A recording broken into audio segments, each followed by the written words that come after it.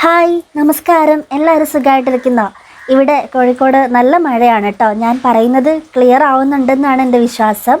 കഴിഞ്ഞ ദിവസം ഞാൻ സ്ക്രീൻ ടൈം എങ്ങനെ കുറയ്ക്കാം എന്നതിനെക്കുറിച്ചൊരു വീഡിയോ ചെയ്തിട്ടുണ്ടായിരുന്നു. അത് ഫസ്റ്റ് പാർട്ടാണ്. അപ്പോൾ അതിൽ പറഞ്ഞിട്ടുണ്ടായിരുന്നത് സ്ക്രീൻ ടൈം കൂടുന്നത് കൊണ്ട് കൊച്ചു കുട്ടികളിൽ ഉണ്ടാകുന്ന കണ്ണിനുണ്ടാകുന്ന പ്രശ്നങ്ങൾ എന്തൊക്കെയാണ്, അതുപോലെ ഉപയോഗിക്കാവുന്ന സ്ക്രീൻ ടൈം എത്രയാണ്, അങ്ങനെയുള്ള ഡീറ്റെയിൽസൊക്കെ ആയിരുന്നു.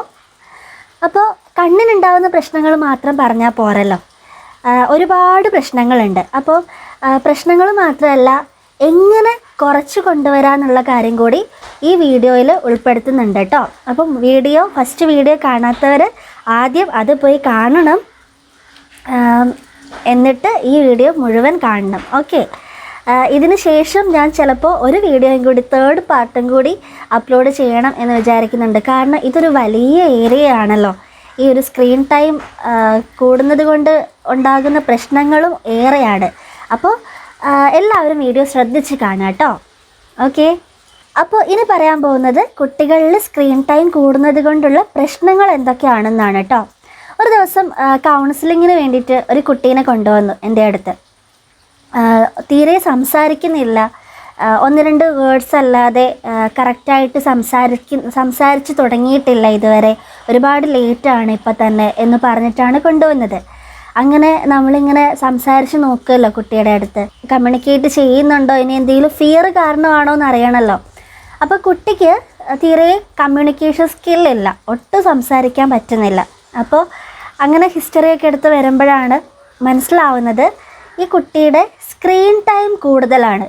അപ്പോൾ സ്ക്രീൻ ടൈം കൂടിയാലുണ്ടാവുന്ന ഏറ്റവും വലിയൊരു പ്രശ്നം, കൊച്ചു കുട്ടികളിൽ ഏറ്റവും വലിയൊരു പ്രശ്നം സംസാരിക്കാൻ വൈകുന്നു, ലേറ്റ് ആവുന്നു എന്നുള്ളതാണ്.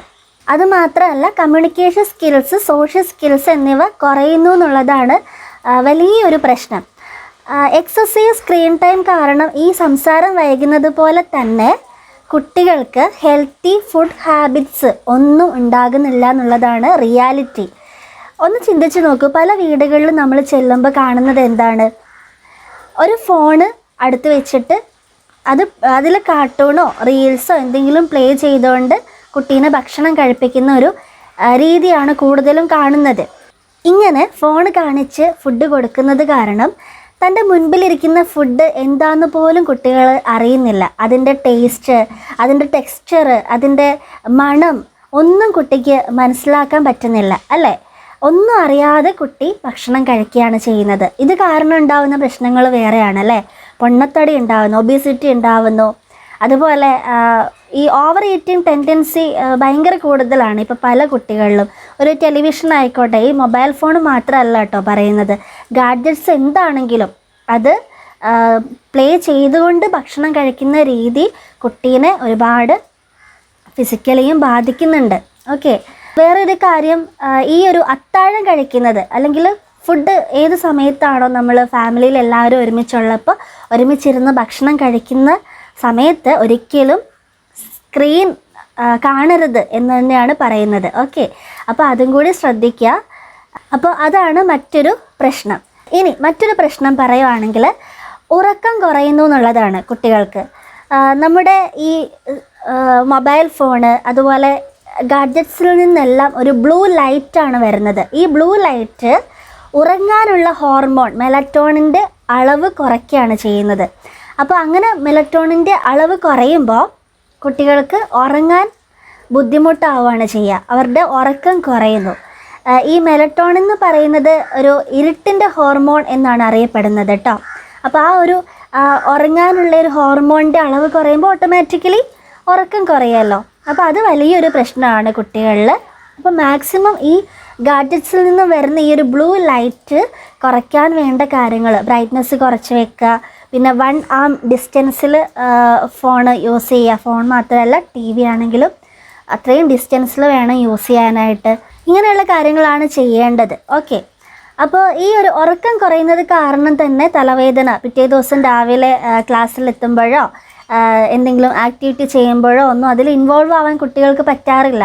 കാരണം ഒന്നെങ്കിൽ കണ്ണുവേദന അല്ലെങ്കിൽ തലവേദന എന്നൊക്കെ പറഞ്ഞ് കുട്ടികൾ ഇരിക്കുന്നത് കാണാറുണ്ടല്ലോ, ക്ഷീണമാണ്. അതിനെല്ലാം പിന്നിൽ ഈ ഒരു കാര്യമാണുള്ളത്. എക്സസീവ് ആയിട്ടുള്ള സ്ക്രീൻ ടൈം. ഓക്കെ, പലപ്പോഴും കുട്ടികളുടെ ലോകം അത് മാത്രമായിട്ട് ഒതുങ്ങിപ്പോകുന്ന ഒരു കാഴ്ചയാണല്ലേ നമ്മളിപ്പോൾ കണ്ടുകൊണ്ടിരിക്കുന്നത്. ഈ ഒരു തലവേദനയും കണ്ണുവേദനയും ആരോഗ്യ പ്രശ്നങ്ങളും ഒന്നും മാത്രമല്ല, അക്കാദമിക്കലി ഒരുപാട് പെർഫോമൻസ് അവർക്ക് കുറയാണ് ചെയ്യുക. പഠനത്തിൽ കോൺസെൻട്രേറ്റ് ചെയ്യാൻ തീരെ പറ്റാറില്ല. അപ്പോൾ അങ്ങനെ പല കുട്ടികളും കൗൺസിലിങ്ങിനൊക്കെ കൊണ്ടുവരുമ്പോഴാണ് മനസ്സിലാക്കുക സ്ക്രീൻ ടൈം കൂടുതലാണ് എന്നുള്ള ഒരു യാഥാർത്ഥ്യം നമുക്ക് മനസ്സിലാവുക അപ്പോഴാണ്. ഓക്കെ, അപ്പോൾ പഠനത്തിലും കോൺസെൻട്രേഷൻ ഉണ്ടാവത്തില്ല, ഓർമ്മക്കുറവ്, അങ്ങനെയുള്ള കാര്യങ്ങളൊക്കെ ഈ ഒരു സ്ക്രീൻ ടൈം കൂടുന്നത് കൊണ്ട് ഉണ്ടാവുന്നുണ്ട്. ഇനി മറ്റൊരു പ്രശ്നം എന്ന് പറയുന്നത് നമ്മുടെ തലച്ചോറിൻ്റെ പ്രവർത്തനത്തെ ബാധിക്കുന്നു എന്നുള്ളതാണ്. നമ്മുടെ തലച്ചോർ ഈ ഒരു ഇലക്ട്രോ മാഗ്നറ്റിക് റേഡിയേഷനോട് വളരെ സെൻസിറ്റീവായിട്ടാണ് പ്രതികരിക്കാറുള്ളത്. അതുകൊണ്ട് തന്നെ ഈ ഒരു ഇലക്ട്രോ മാഗ്നറ്റിക് റേഡിയേഷൻ നമ്മുടെ തലച്ചോറിനെ വളരെ മോശമായിട്ട് തന്നെ ബാധിക്കാൻ സാധ്യത കൂടുതലാണ്. പിന്നെ ഇതൊക്കെ കൂടാതെ തന്നെ ഡിപ്രഷൻ, അതുപോലെ ആങ്സൈറ്റി ഡിസോർഡേഴ്സ് ഒക്കെ കുട്ടികളിൽ കണ്ടുവരുന്നുണ്ട്. പല കുട്ടികളുടെയും മാനസിക ആരോഗ്യം കുറഞ്ഞു വരുവാണ് ചെയ്യുന്നത് ഇന്നത്തെ കാലഘട്ടത്തിൽ. നമ്മൾ കേൾക്കുന്നുണ്ടാവും കുട്ടികൾ ആത്മഹത്യക്ക് ശ്രമിച്ചു, അല്ലെങ്കിൽ സെൽഫ് ഹാം, സ്വന്തം മുറിവേൽപ്പിക്കുക, അങ്ങനെയുള്ള കാര്യങ്ങളൊക്കെ കുട്ടികൾ ചെയ്തുകൊണ്ടേയിരിക്കുകയാണ് ഇപ്പോൾ ഈ ഒരു കാലഘട്ടത്തിൽ. അപ്പോൾ ഇതെല്ലാം ഇങ്ങനെയുള്ള ഒരുപാട് പ്രശ്നങ്ങളുടെ എണ്ണം കൂടുതലാണ്. അതുകൊണ്ടാണ് ഞാൻ പറഞ്ഞത് ഞാൻ ചിലപ്പം 3rd പാർട്ടും കൂടി അപ്ലോഡ് ചെയ്യുന്നതാണ്. ഓക്കെ, അപ്പോൾ ഇതെല്ലാം പ്രശ്നങ്ങളാണ് കേട്ടോ. ഇനി പ്രശ്നങ്ങൾ എങ്ങനെ പരിഹരിക്കുക എന്നുള്ളത് അറിയണ്ടേ. ഒരമ്മ ഒരു ദിവസം വന്നിട്ട് എന്നോട് ചോദിച്ചു, മോൻ ഭയങ്കരമായിട്ട് അഡിക്റ്റഡ് ആണ്, എങ്ങനെ ഒറ്റ ദിവസം കൊണ്ട് നിർത്താൻ പറ്റുമോ? നമ്മൾ വിചാരിച്ചാൽ പറ്റും തന്നെ ഞാൻ പറഞ്ഞു കൊടുക്കുകയുള്ളൂ. കാരണം എന്താണെന്ന് വെച്ചാൽ നമുക്ക് ആദ്യം അതിനുള്ളൊരു കോൺഫിഡൻസ് വേണം. ഒറ്റ ദിവസം കൊണ്ട് നിർത്താൻ ആഗ്രഹിക്കുന്നവരോടാണ് കേട്ടോ ഞാൻ ഈ പറയുന്നത്. അതിനുള്ളൊരു കോൺഫിഡൻസ് നമുക്കുണ്ടെങ്കിൽ നിർത്താൻ നമുക്ക് പറ്റും. നമ്മളാണല്ലോ പാരൻസ്, ഈ കൊച്ചു കുട്ടികളുടെ കാര്യമാണ് ഞാൻ പറയുന്നത്. അപ്പോൾ ഒറ്റ ദിവസം കൊണ്ട് നിർത്താൻ വേണ്ടിയിട്ട് എന്താ ചെയ്യേണ്ടതെന്ന് വെച്ചാൽ ആദ്യം നമ്മൾ ഡിസിഷൻ എടുക്കണം. എന്ത് ഡിസിഷനാണ് എടുക്കേണ്ടത്? ഇന്ന് മുതൽ ഞാൻ എൻ്റെ കുട്ടിക്ക് ഈ വക ഇലക്ട്രോണിക് ഡിവൈസസ് ഒന്നും കൊടുക്കില്ല എന്ന് തന്നെ തീരുമാനിക്കണം. അതിന് പിന്നെ നമുക്ക് ആ ഒരു തീരുമാനം നമുക്ക് എടുക്കാൻ കഴിയുന്നുണ്ടെങ്കിൽ ഇന്ന് തന്നെ നമുക്ക് നിർത്താൻ പറ്റും. ഓക്കെ, അതിന് കുറച്ച് റിസ്ക് എലമെൻറ്റ്സ് ഒക്കെ ഉണ്ട്, അത് കൈകാര്യം ചെയ്യാനും കൂടി ഞാൻ പറഞ്ഞു തരാം. ഓക്കെ, അപ്പോൾ ഇന്ന് നമ്മൾ നിർത്തുവാണ്, ഇന്ന് നമ്മൾ സ്റ്റോപ്പ് ചെയ്തു, ഇനി മുതൽ നമ്മളിത് കൊടുക്കില്ല. അപ്പോൾ കൊച്ചു കുട്ടികളാകുമ്പോൾ നമ്മൾ എന്ത് പറഞ്ഞാലും അവർ വിശ്വസിക്കും അല്ലേ? അതാണ് അവരുടെ ഒരു പ്രത്യേകത. അപ്പോൾ നമ്മൾ എന്ത് പറഞ്ഞാലും അവർ വിശ്വസിക്കുന്നത് കൊണ്ട് നമ്മൾ അവരോട് പറയണം, നമ്മുടെ TV കംപ്ലൈൻ്റ് ആയി, അല്ലെങ്കിൽ ഫോൺ യൂസ് ചെയ്യാൻ പറ്റുന്നില്ല, കേടായി എന്ന് പറഞ്ഞാലും അവർ വിശ്വസിക്കും. അപ്പോൾ അങ്ങനെ എന്തെങ്കിലും ഒരു കാരണം പറഞ്ഞ് ഈ ഇലക്ട്രോണിക് ഡിവൈസസ് നമ്മൾ മാറ്റി വെക്കണം. നമ്മളത് യൂസ് ചെയ്യുന്നതും അവർ കാണാൻ പാടില്ല. അവർ ഉറങ്ങുമ്പോഴോ അല്ലെങ്കിൽ അവരടുത്തില്ലാത്ത സമയത്ത് മാത്രമേ നമ്മളും യൂസ് ചെയ്യാൻ പാടുള്ളൂ. ഓക്കെ, അപ്പം നമ്മളത് മാറ്റി വെച്ചു. ഓക്കെ, ഫസ്റ്റ് ഡേ ആണ്. ഫസ്റ്റ് ഡേ അപ്പോൾ ഇവർ നിലത്ത് കിടന്ന് ഉരുണ്ട് കരയും, നന്നായിട്ട് വാശി പിടിക്കും, ഭയങ്കര വാശി പിടിക്കും. അപ്പോൾ നമ്മളത് നെവർ മൈൻഡ് ചെയ്ത് പോകുക. പക്ഷേ ദൂരെ നിന്ന് ഒബ്സർവ് ചെയ്യണം. വാശി പിടിച്ച് കരയുമ്പോൾ എന്താ ചെയ്യേണ്ടതെന്ന് ഞാൻ വേറൊരു വീഡിയോയിൽ പറഞ്ഞിട്ടുണ്ട്. അപ്പോൾ അതുപോലെ തന്നെ ചെയ്യുക. ദൂരെ നിന്ന് ഒബ്സർവ് ചെയ്യണം, അവരറിയാതെ അവർ സ്വന്തം പരിക്കേൽപ്പിക്കുകയോ അങ്ങനെയൊന്നും ചെയ്യാതിരിക്കാൻ വേണ്ടിയിട്ടാണ് കേട്ടോ അങ്ങനെ ഒബ്സർവ് ചെയ്യണമെന്ന് പറയുന്നത്. അപ്പോൾ ആദ്യത്തെ ദിവസം വാശി പിടിച്ച് കരയും, രണ്ടാമത്തെ ദിവസവും കരയും. പക്ഷേ ഓരോ ദിവസം കഴിയുന്തോറും കുട്ടികളുടെ കരച്ചിലും വാശിയൊക്കെ കുറഞ്ഞു തുടങ്ങും. ഒരു വിത്തിൻ 5 to 10 days അവർ ഈ ഒരു മൊബൈൽ ഫോണ്, TV ഇതൊന്നും യൂസ് ചെയ്യണ്ട എന്നുള്ളൊരു രീതിയിലേക്ക് വരും. ഓക്കെ, അപ്പോൾ കംപ്ലീറ്റ് ആയിട്ട് അവർക്ക് അതിൽ നിന്നും രക്ഷപ്പെടാൻ പറ്റും. പക്ഷേ എന്താണ് നമ്മൾ ചെയ്യേണ്ടത്? ഇതെല്ലാം നമ്മൾ പിടിച്ചു വാങ്ങി വെക്കുമ്പോൾ ദിവസം മുഴുവനും ഇതിൽ സമയം ചെലവഴിച്ചുകൊണ്ടിരുന്ന കുട്ടിക്ക് ചെയ്യാൻ വേറെ ഒരു ആക്ടിവിറ്റിയും ഇല്ലാതെ ഇരിക്കരുത്. അത്രയും ഇൻട്രസ്റ്റിംഗ് ആയിട്ടുള്ള, അത്രയും ക്രിയേറ്റീവായിട്ടുള്ള കാര്യങ്ങൾ കുട്ടികളെ കൊണ്ട് ചെയ്യിപ്പിക്കുക. യൂട്യൂബിൽ തന്നെ ഒത്തിരി ക്രിയേറ്റീവ് ഐഡിയാസൊക്കെ അവൈലബിൾ ആണല്ലേ. ഇല്ലെങ്കിൽ നമ്മുടെ ഉള്ളിൽ തന്നെയുള്ള സ്കിൽസ് നമുക്ക് പുറത്തെടുക്കാവുന്നതേ ഉള്ളൂ. ഒരുപാട് കാര്യങ്ങൾ നമുക്ക് ചെയ്യിപ്പിക്കാൻ പറ്റും. അതിൽ ചെയ്യാൻ പറ്റുന്ന കുറേ കാര്യങ്ങൾ, ജനറലായിട്ട് ചെയ്യാൻ പറ്റുന്ന ഈ ക്രിയേറ്റീവ് ഐഡിയാസ് കൂടാതെ നമുക്ക് കുട്ടികളെയും കൊണ്ടൊന്ന് നടക്കാനിറങ്ങാം, ഇടയ്ക്ക് അവധിയുള്ളപ്പം പാർക്കിലൊക്കെ കൊണ്ടുപോകാം. കുട്ടികളെ കൊണ്ട് കളിപ്പിക്കുക, നമ്മളും കൂടെ അവരുടെ കൂടെ കളിക്കുക, അവരുടെ കൂടെ കൂടുതൽ ക്വാളിറ്റി ടൈം സ്പെൻഡ് ചെയ്യുക.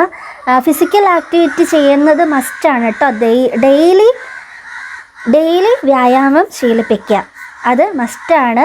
അപ്പോൾ ഇങ്ങനെയുള്ള കാര്യങ്ങളും ഇതിൻ്റെ കൂടെ ചെയ്യാം. അപ്പോൾ ഒരിക്കലും അവർ ഫ്രീ ആയിട്ട് ആ ഒരു ടൈമിൽ ഫ്രീ ആയിട്ട് ഇരിക്കാനായിട്ട് അവസരം കൊടുക്കരുത്. നമ്മൾ എപ്പോഴും അവരെ എൻഗേജ്ഡ് ആക്കി വെക്കുക. ഓക്കെ, അങ്ങനെ ചെയ്താൽ വിത്തിൻ ഞാൻ പറഞ്ഞതുപോലെ ഒരു 5 ദിവസം 10 ദിവസം കൊണ്ട് ഒരു കംപ്ലീറ്റ്ലി ഇത് മറക്കും. അപ്പം ഒരു ദിവസം കൊണ്ട് തന്നെ നമുക്ക് വിചാരിച്ചാൽ നിർത്താൻ പറ്റും എന്നാണ് അർത്ഥം. ഇനി ഇതിലൊരു വേറൊരു വിഭാഗം ആൾക്കാർക്ക് ഈ ഓൺലൈൻ ക്ലാസ്സസ് ഉണ്ടാകും. അപ്പം ഓൺലൈൻ ക്ലാസ് വരുമ്പോൾ ഞാൻ കഴിഞ്ഞ വീഡിയോയിൽ പറഞ്ഞിട്ടുണ്ടായിരുന്നു, പഠിക്കാനായിട്ട് ഫോൺ യൂസ് ചെയ്യുന്ന ആൾക്കാരാണെങ്കിൽ പോലും വലിയ സ്ക്രീനിൽ വേണം കാണിക്കാനായിട്ട്. ഓക്കെ, നമ്മുടെ ഫോണിൽ നിന്ന് സ്ക്രീൻ ഷെയർ ചെയ്യാം, ടി വിയിലോട്ട് സ്ക്രീൻ ഷെയർ ചെയ്യാൻ പറ്റുന്ന ആൾക്കാരാണെങ്കിൽ അങ്ങനെ ചെയ്യാം. ഓക്കെ, പിന്നെ അതുപോലെ ബ്രൈറ്റ്നെസ് നന്നായിട്ട് കുറച്ച് വെക്കുക.